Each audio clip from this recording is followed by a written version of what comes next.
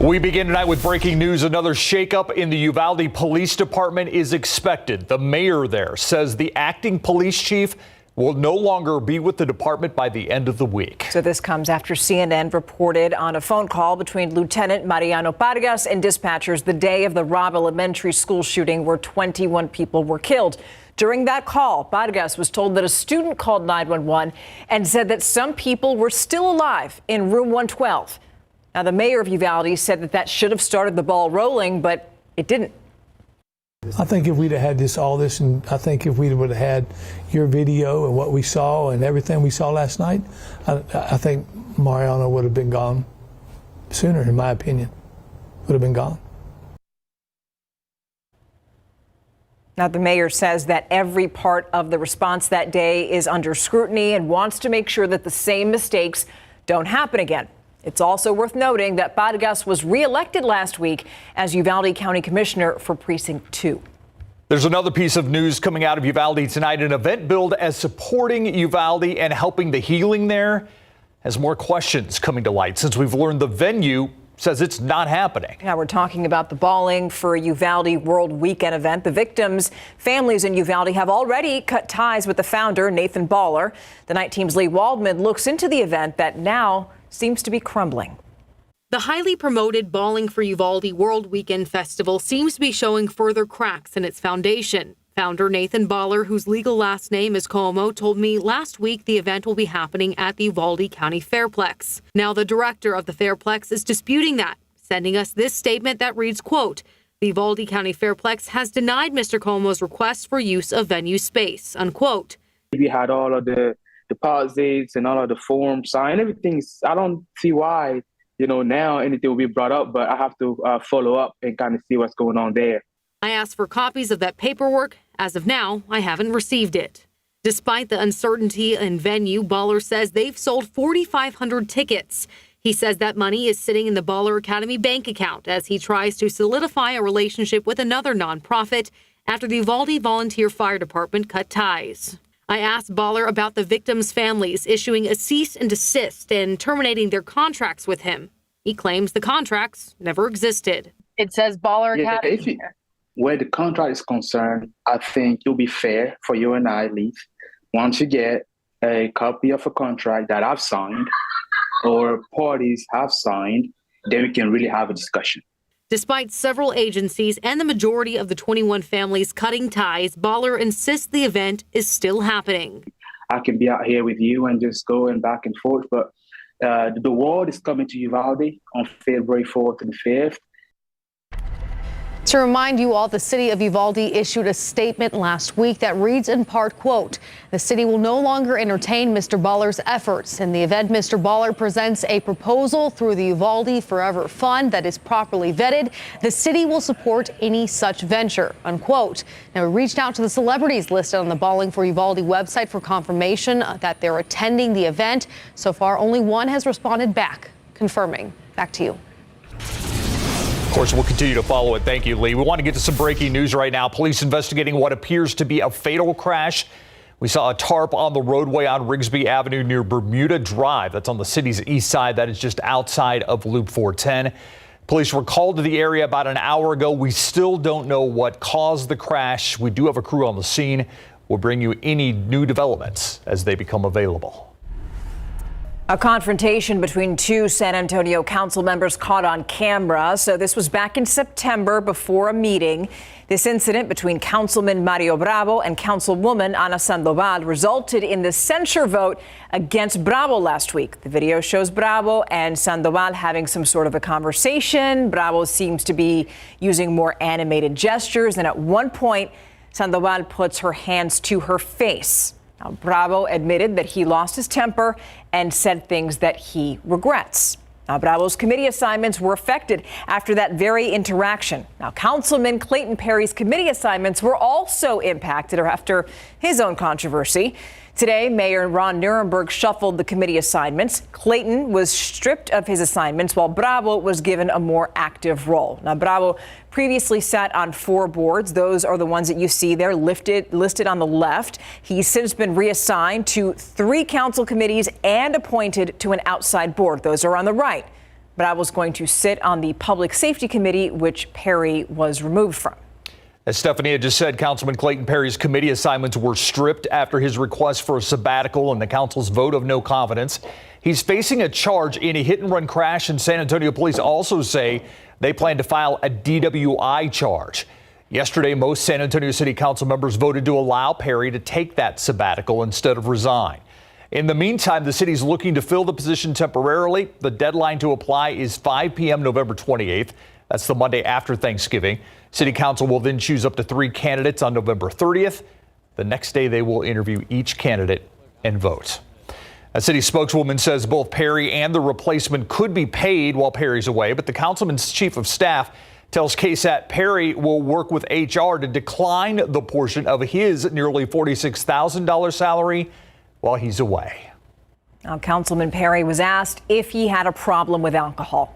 He said he's got a lot to evaluate. Yesterday, he said that he was open to rehabilitation. San Antonio police said they're working to file a DWI charge against him. Now, here's the thing. Investigators are looking into lots of DWI cases. So now we're going to bring in the night team's Patty Santos. So, Patty, we want to talk about this because it's a bigger issue here. Just this last month, San Antonio police worked hundreds of DWI cases, right? Yeah, San Antonio police tell us just last month they had 374 DWI cases. Since the start of the year, there's been more than 3,500 cases there worked. Now, tonight we spoke with the president of the Substance Abuse Rehabilitation Program here in town, who tells us he hopes that this high-profile incident may be a lifeline to someone who is straddling the line of substance abuse. You don't have to hit bottom to get help. There's help available. You don't have to go all the way to the bottom. But very often the bottom comes up and hits you. David Phipps, president of Lifetime Recovery, says it's difficult to watch something so private take place in the public eye, but he deals with people who have similar experiences daily. And when it's in public, then it becomes a very important lesson, and it gives an opportunity for us to talk about it. But it is disappointing, and it's always embarrassing, and you feel for someone who's having difficulty if it's in public. Phipps says he's hoping that those who are truly battling will get the help that could save their lives. Because if you're trying to deal with this all by yourself, it's a very lonely disease. Signs to look for in a family member or co-worker battling alcoholism are tasks that are put off, calling out sick often, injuries, financial troubles, or explosive anger. But Phibbs says help can't be forced. It has to be accepted. They say in Alcoholics Anonymous, the first step is to admit that you have a problem. And, and so that's a self-realization. Patty Santos, KSAT 12 News. Now for a look at some of today's big headlines in your Nightbeat News Flash, a sign of hope from his hospital bed. Eric Cantu's family released this new photo tonight, 6 weeks after a former San Antonio police officer shot him in a McDonald's parking lot. Cantu appears to be on the path to recovery. His family says he's a huge Houston Astros fan. You can see him wearing that Astros hat, showing off the heart sign that shortstop Jeremy Pena is known for. Cantu may have one more surgery and years of rehabilitation ahead of him. The former officer charged in the shooting, James Brennan, shown here, due for a court hearing the day before Thanksgiving. Today, a federal judge blocked a rule that makes it easier to expel migrants from this country. It's called Title 42. The Trump administration drafted it to push migrants out of the U.S. due to COVID-19. Earlier this year, the CDC announced plans to terminate that order. But in May, a federal judge in Louisiana blocked the effort. More than 1 million migrants have been expelled under Title 42. Today, a judge ruled it violates the Administrative Procedure Act. Governor Greg Abbott sent a busload of asylum seekers to a different city again. They're expected to arrive in Philadelphia tomorrow. Abbott says since Philadelphia's mayor fought hard to get sanctuary city status, it's an ideal place to accept migrants. Philadelphia's mayor says they will be welcomed. In the past, Abbott has sent migrants to New York, Chicago, and the nation's capital. And that's a look at your Nightbeat News Flash. Still unseasonably cool out there. I mean, our high temperature today with 16 degrees below average. And tomorrow morning, get ready. We're going to start the day in the upper 30s for most of us. 38 around San Antonio, 35 Bernie and Bulverde, 34 in Comfort, even Divine about 39 degrees in the morning. Reinforcing shot of cold air arrives. Temperatures drop even more by Saturday. We'll talk about how cold it's going to get and even our rain chances associated with that cold air in just a bit. Adam, thank you. The race for 2024 officially underway now as Donald Trump makes a long-awaited announcement, the case that he's making for a second trip to the White House. And Bexar County weighs in on the abortion debate. More local support for abortion rights from Bexar County commissioners. The local leaders taking a stand against the state law. So what does that mean? We'll tell you those stories and more next on the Nightbeat.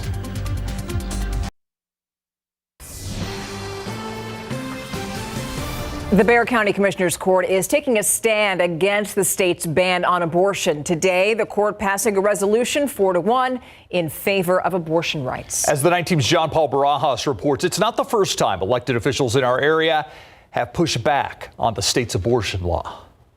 Okay, thank you. Bexar County Commissioners Court approved the individual rights to health care resolution today. Its intent, just as the title says, it recommends limiting local enforcement of the state abortion laws. It calls for no county resources to be used to report abortion-related crimes and asks officials to deprioritize criminal enforcement of such laws. We've come before you before. We've had opportunities to meet with you all and express how important and critical it is that this initiative have been included. For those in favor of abortion rights, it's a step in the right direction, but largely symbolic in what it can do, being that it does not decriminalize abortion. A statement from Planned Parenthood reads in part, "It will not be enough to shield providers so they can provide abortions in Texas. Elected officials should, however, do what they can to protect individuals in their locality." The commissioners joined several other local leaders in taking a stand against the state. Newly re-elected District Attorney Joe Gonzalez had this to say back in June. I just do not see the justice in prosecuting somebody for making such a decision that's so personal to them. I don't see the justice in prosecuting agencies and medical care providers that provide that assistance. In July, City Council approved a resolution similar to the county's, again limiting local enforcement of the state ban. The City Council cannot direct the SAPD or the chief on which laws to enforce, but we can give a policy recommendation to not criminalize women. So that was our John Paul Barajas reporting. The activist group Act4SA also wants to add abortion decriminalization to the May 2023 ballot. The organization is hoping to gather first 35,000 signatures for its San Antonio Justice Charter initiative by early January. It is official. One-term former President Donald Trump running for president again in 2024. This announcement making it his third presidential run for office. This announcement happening in Palm Beach, Florida. It comes under the cloud of a worse than expected show in the midterm elections by Trump-backed candidates. Also, criminal charges that could be filed against the former president.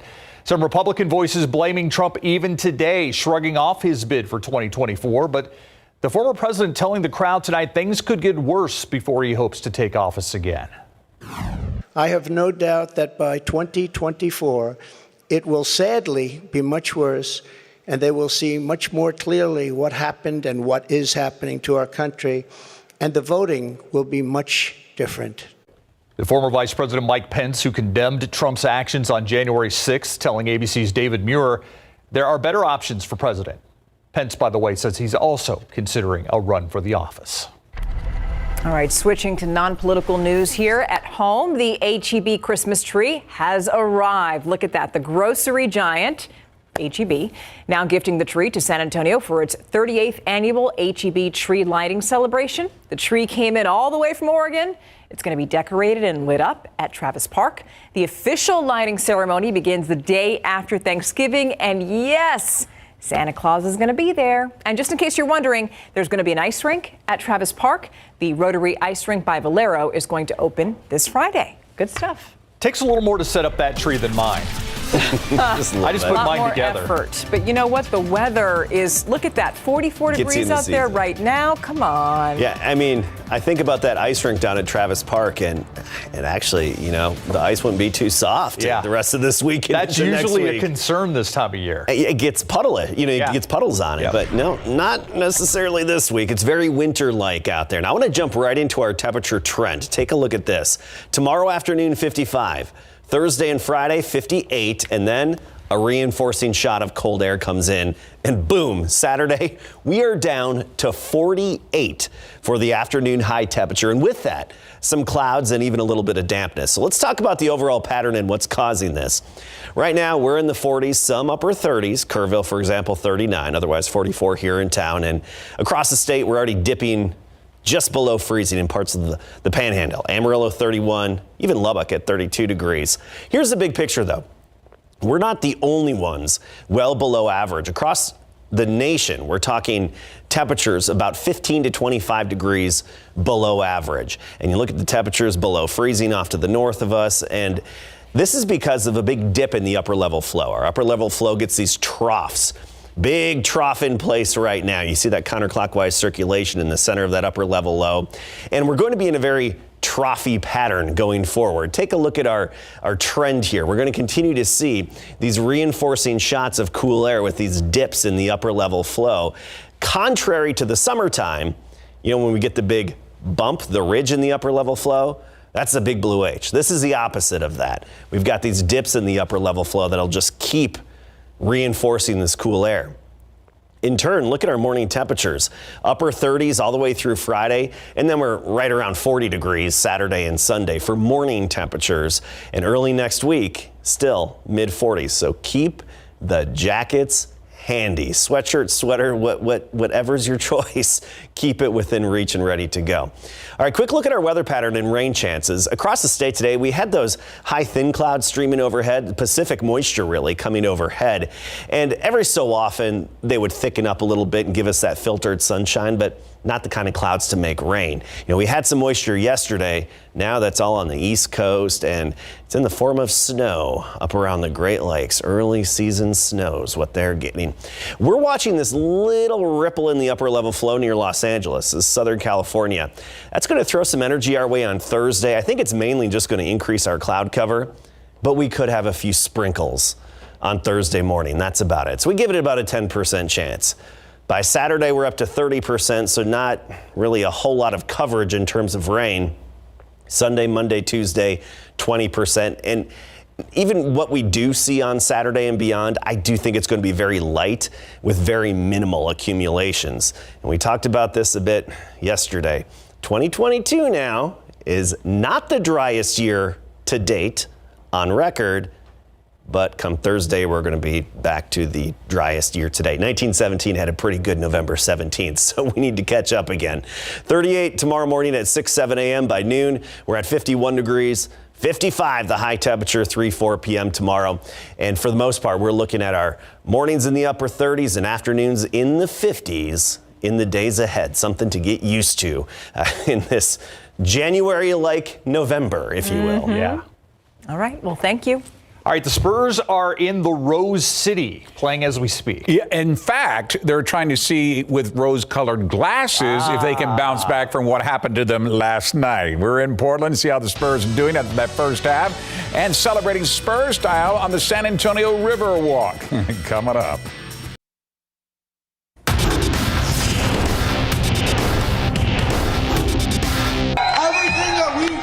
On the field represents what you guys do every single day for your families, for your community, for your neighborhoods. So God bless you. God bless San Antonio. This is for you guys. All right. The Spurs did it 5 times. Even the McAllis Park Little Leaguers got their own river parade. So why not San Antonio FC joining their first United Soccer League championship in big board sports? But first. Awesome scene. Spurs in Portland tonight for Game 2 of their 5-game West Coast road trip. Trey Jones back in the lineup after missing last night with a stomach bug. Great start for Devin Vassell as he drains back-to-back three-pointers, but the Spurs up by 4, trying to bounce back from last night. Keldon Johnson to Jakob Poeltl on the pick and roll. He puts it up and in. Spurs lead by as many as a dozen in that first quarter. Spurs on the break. Isaiah Roby fakes a pass and takes flight and throws it down with that left hand. Rookie Jeremy Sohan driving baseline finishes with a two-handed punch. But the Spurs are down 6 at intermission. Let's see how they're doing now as they just started the second half, and the Trailblazers are leading 72-65 in that third.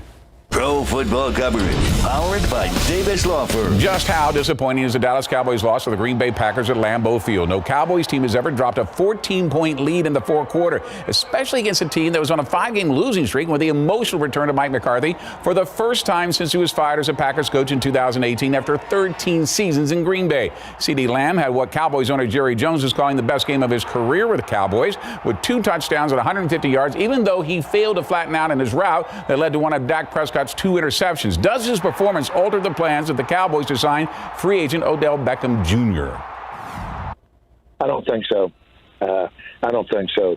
A talent like Beckham is additive, and it just stacks on top of whatever. Now, we thought a lot of CD. Your question was, does the performance? No, we thought and think a lot of what he's capable of being for this team. And Beckham is really the whole nature of it is, can he get us substantively above where we are? And the answer is we'll see how that is. I think that means yes. Next up, the Cowboys have to face the 8-1 Minnesota Vikings on their own Sunday at 3:25. The XFL had its first annual quarterback draft today at the franchise here in San Antonio. The Brahmas selected Jawan Pass and Anthony Russo. Pass played his college ball in Louisville in a graduate season with Prairie View A&M. Russo participated in Carolina Panthers rookie minicamp this spring after playing at Temple and Michigan State from 2017 to 2021. He finished his Temple career as the program's top 4 in all-time passing yards, TD completions, and attempts. What's up, San Antonio fans? I'm Anthony Russo. Jawan Pass, what's up, y'all? Can't wait to get down there, get to work. We're sitting here with Coach Hines Ward. Excited to play for him. Excited to get down to the Alamo Dome, get that place jumping, show you fans what we're all about, and get some wins and bring a championship back to San Antonio. No doubt, man. Glad to be a part of that city, man. Can't wait to bring a lot of wins to that city, man. Get ready. Congratulations. The rest of the draft starts tomorrow morning at 7:30. San Antonio FC celebration for winning their first ever United Soccer League championship continued today in true Spurs style with their own river parade. Fans are encouraged to gather at the Arneson River Theater at 5 today as SAFC made their way down the river with the trophy, of course, to meet up with their fans along with the world-famous San Antonio River Walk. And the cool part, they got to do it with the backdrop of all the Christmas lights. It just means the world that everyone came out and showed their support for us just like they did in the final. And we're going to do it again next year because this was no accident. I love this group. Everyone believes in this group. And the mentality monsters are here to stay. It's just the beginning. After all the speeches, some of the players decided to go for a swim by jumping in the river with the trophy, of course. Another Texas high school football playoff game live on KSAT 12 next. One of the other big games of the big game playoff coverage on Friday night will be the New Braunfels Unicorns going up against powerhouse Austin Westlake in San Marcos. The Unicorns are coming off their hard-fought 17-13 victory against Reagan in the Class 6A bi-district playoffs in not ideal weather conditions, carried live here on KSAT 12, and also without their star quarterback Leighton Adams, who was seriously injured in a fall off a utility pole the night before. Now the Unicorns are 8-3. They have to go up against Austin Westlake, who's undefeated this season at 11-0 and coming off their first round playoff victory against Cedar Ridge, 58-10. They've got a great offense. They've got really good star players. But at the same time, we've got star players, and we're going to go out there and execute the best we can, and as I'm sure they're trying to as well. I know our seniors are loving it. I'm loving it. And we just want to keep on going. And if we want to be the best, we got to beat the best. All right, good luck. The Class 6A area playoffs between New Braunfels and Westlake kicks off at 7:30. Rattler Stadium in San Marcos. We're going to do it again, and this time it's another big game. Steele against Lake Travis Friday, live with our pregame show at 7. Kickoff is at 7:30 right here on KSAT 12. We'll be out of town this time. You know, last Friday was a lot of fun. It was. We enjoyed it tremendously. Great game. I didn't care for the rain, but other than that, it was fine. Yeah. Thank you. You got it. Thank you. We'll be right back after this. Before we go, we have new information on that deadly crash we brought you at the top of this newscast. Witnesses told police An 18-wheeler may have been involved. This is on Rigsby Avenue near Bermuda Drive on the east side. So investigators are still working this. They're speaking with drivers and hoping to find surveillance video in the area as part of this investigation. We're going to have more on this on GMSA tomorrow, which starts at 4:30.